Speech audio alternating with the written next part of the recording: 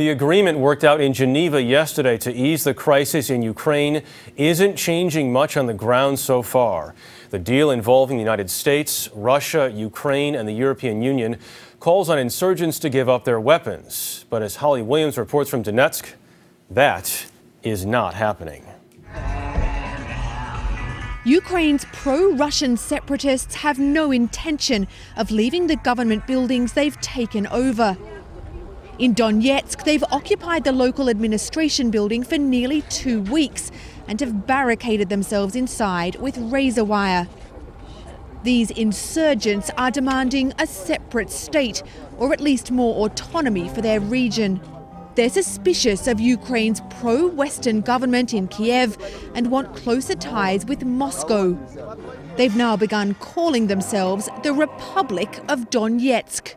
What would it take for these people to leave and go home?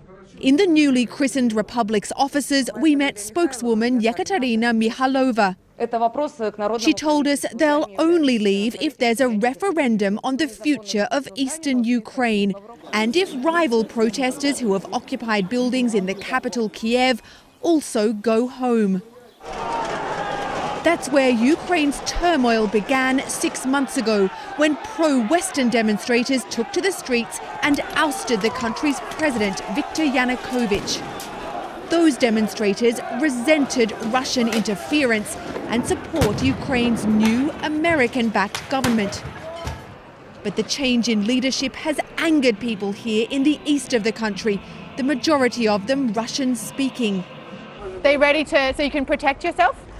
These men have armed themselves with Molotov cocktails and told us they're ready to fight if the government tries to force them out.